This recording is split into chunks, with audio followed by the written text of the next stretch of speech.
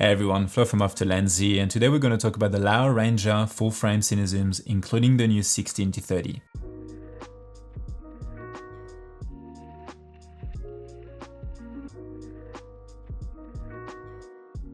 In this video, I want to share my experience with them, what I like and don't like about these lenses, and as always, whether or not I would recommend them. And as always, don't forget to subscribe to see more videos like this one, and let's get into it.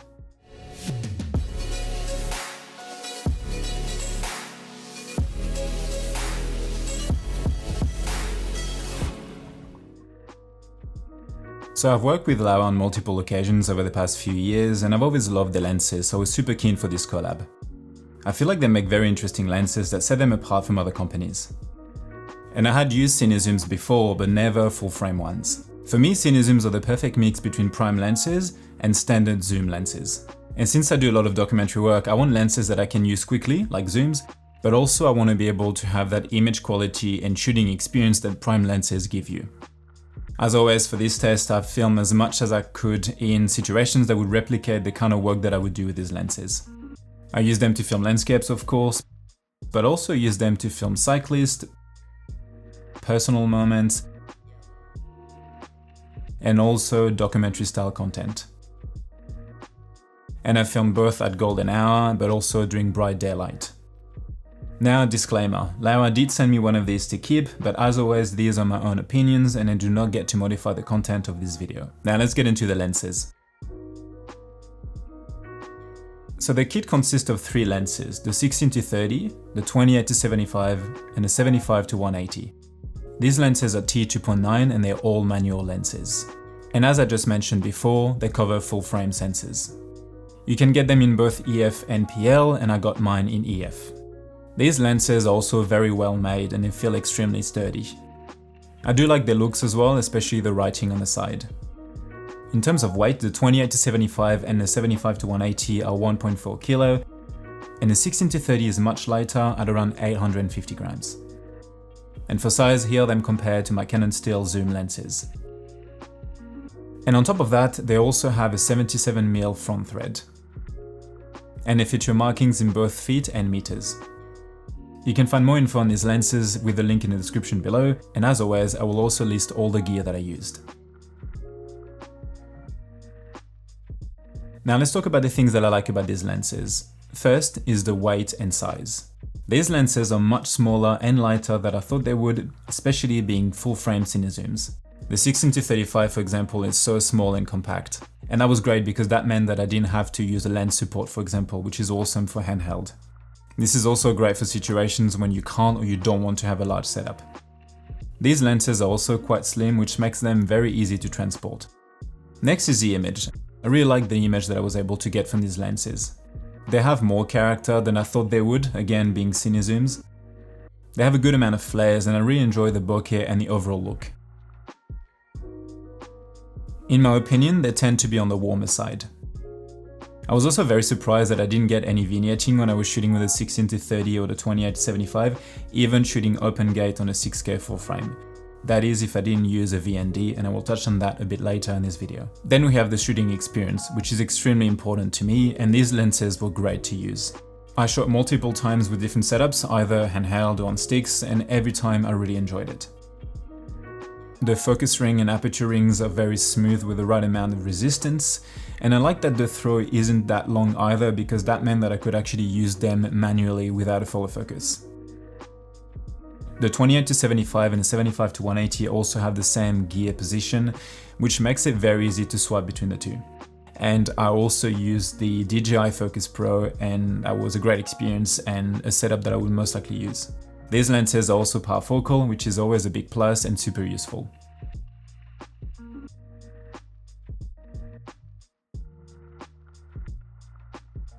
All of this is super important because one of the main reasons to get a cine zoom is speed. These are often used for documentary work, so you want lenses that are easy and quick and great to use for long periods of time. Having full-frame lenses means that you can actually use them on full-frame sensors, but also Super 35 sensors, for example. So it makes them a bit more future-proof and flexible. Something that is very important when it comes to zoom lenses is range. And the ranges cover from 16 all the way to 180, which is great. Out of the three, I would pick the 28-75 because that's the one that basically allows you to do everything, in my opinion. You can do interviews, you can shoot establishing scenes, but you can also do tight shots. And that's the reason why I decided to pick this one and to keep this one out of the three. I did really enjoy the compression I was able to get with a 75-180 though. This is a kind of way that I like to shoot all the time with my 70-200. And I also really enjoyed the super wide and kind of unusual shots I was able to get with the 16-30. Then we have the build quality. These lenses are very well made, and most of it is made of metal, including the cap. And you can really feel that as soon as you pick one up. These feel very well assembled and they have like I said, a decent weight to them, but it makes them feel very premium. And you can definitely tell that this is a Cine zoom. I also really like the case that the first two, so the 28-75 and the 75-180 came in. It's very solid and it also looks very nice. Another thing that I love about these lenses is the ability to adjust the back focus. So on the 28-75 and the 75-180, you can actually adjust the back focus without having to use shims, which is extremely useful and can save you a lot of time. So for example, because I was using adapters on a 6K full frame, when I first used the lenses, I was a bit off, like with the Infinity, and I was able in just like a minute to, just with a tiny screwdriver, to actually adjust the back focus and fix that. In my opinion, this is a feature that should be on all Cine zoom lenses. Focus breathing is also very good. I didn't do actual proper test, but I did rack focus a few times here or there and I didn't notice any issues. Then we have the aperture. So at t2.9, this is actually quite fast, especially on full frame sensors. You still get that depth, you are able to shoot interviews or to get that kind of like focus look and also to shoot in low light. And to give you an idea, with the 75-180, I was actually shooting at T4, 5.6, even all the way to 8, I think, because at T2.9 with the compression and the full frame sensors, it was actually quite thin. And lastly, we have the 77mm front thread. I've said that before on the channel, but I love lenses with that kind of thread at the front and that size. The main reason is that because it allows you to choose between a VND or a matte box. And for me, that spends a lot of time outdoors, or when I was shooting in the wind, for example, when I was filming The Cyclist, I couldn't use a matte box. And so being able to use a small VND is not only quick, but also very compact and light. So this saves you time, but also a bit of money if you don't feel like buying like a whole new set of filters, because 77mm is quite common. So I also received a new Blackmagic PYXIS during the making of this review, so I thought I would talk about it briefly in this video as well, since I used it with the 16-30. Having the 16-30 on the PYXIS was great. It really is a lightweight combo and also very well balanced. I shot handheld with a top handle and I was very happy with the footage I got.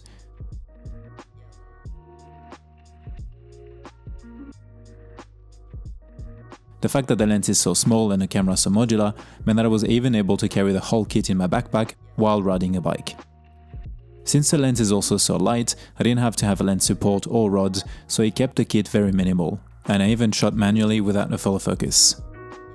I'm keen to use the 28-75 on the PYXIS as well, on larger rigs for documentary work for example. And even though I love using my Cinema Camera 6K, I think when you use lenses like the 28-75 and the 75-180, they are better suited to bigger and larger rigs, such as the one that you can build with the PYXIS.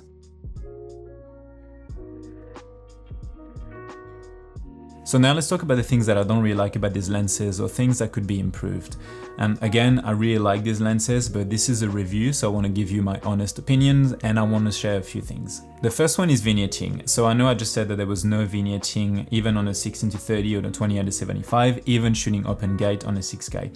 That was the case when I wasn't using a VND. When I was using a VND at 16 and 18mm on the 16-30 and at around 28mm on the 28-75, you could see a bit of vignetting. And I think obviously 6K open gate on that aspect ratio and sensor is pretty extreme. But I think the reason behind that is because at the front there's not that much room between the glass and the outer elements, like the outer ring basically, so the filter sits very close. And again, this is because I was shooting 6K full frame open gate on that particular sensor, which is extremely large. and so it wouldn't happen all the time. And like I was saying, if you shoot with a different aspect ratio like 16:9 or 2.4:1, then it's gone, so it doesn't become a problem. But this is something that I wanted to mention. That being said, it's quite impressive that the lenses, just like naked as they are, don't vignette even at the extremes. Next is sharpness. So these lenses aren't the sharpest, especially wide open. This is not a major issue for me, and like I was saying, when I was using the 75-180, for example, I was stopping down a lot, T4 5.6 anyway. But on the other two lenses, sometimes to get a bit of that sharpness back, I had to stop down quite a bit. And also these lenses lose a bit of detail in the shadows when you are facing like harsh light or in certain condition, so you get that kind of faded look in certain situations. Another thing that I want to mention is that the rings on the 16-30 are not in the same position as the other two. So obviously there has to be a reason to keep this one so small and being such a different focal length than the other two. But this is something that I wanted to mention because it's very easy to swap lenses between the 28-75 and the 75-180, but obviously you have to readjust a few things to be able to shoot with a 16-30. So the way I see it is that the main kit is the 28-75 and the 75-180, and the 16-30 is a very unique lens that is part of the kit, but that kind of sits on its own just because it's so different in terms of the weight and size, and also because of the extreme focal length.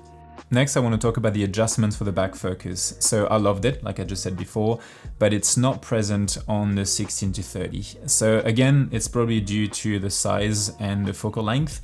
And usually with wide angle lenses, you're not that far off. It's not the same as like the 75-180, for example, but I would have liked to have that feature as well on this lens because it's part of the same kit.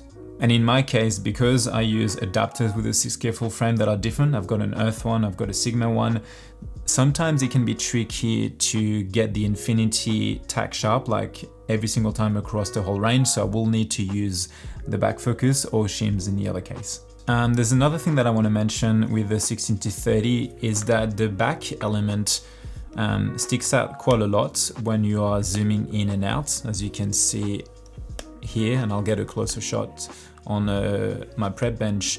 But I wanted to mention this because for me it's not an issue, but it sticks out quite a bit, which means that it might be a problem depending on the adapters, or if you've got any filters or anything between the lens and the camera that you are using. So yeah, I think this is important to mention. Again, all the things that I've mentioned are based on my experience with the kit that I had. Yes, I would 100% recommend the Laowa Rangers. I think they are a great option for anyone looking into getting Cine zooms. Their range is very useful, even as single lenses, and the image is quite special. With these lenses, it really felt close to using several Cine primes built into one. And on top of that, they are full frame, very well made, and look great. The 16-30 is quite surprising by its weight and size, and it makes it a great lens for travel content, but also for indoor or establishing scenes. And it's also a great lens to use as is with a very minimal kit shooting handheld, even without a follow focus. And it's also surprising by the fact that even though it's a 16-30 and even shooting open gate full frame, you don't get that crazy distorted look on the wider end, and you can still get very unusual and unique shots. Personally, I see these lenses being very useful for documentary work, but also for fast-paced commercials. But they also become very useful when swapping lenses isn't an option, and also when you need to cover a wide variety of situations and focal length. The 28-75, because this is the one that I will keep, is definitely a lens that I will take on every single documentary shoot, just because I know that I can shoot anything from interviews to portrait to tight shots to details. And so essentially with just one lens I could shoot an entire project. That's it for me for today, guys. Hopefully you've enjoyed this video and you found it useful. If you did, please consider subscribing and let me know if you've got any more questions. And as always, thanks for watching, and I'll see you in the next one. Bye. Also, feel free to check out my ebook, Freelance Documentary Filmmaking, An Introduction, where you can find a streamlined but comprehensive overview from pre-production all the way to marketing, built on years of my own experience shooting short documentaries around the world. And if you are interested, I'm also doing filmmaking mentoring sessions where you can ask me anything about a wide variety of topics.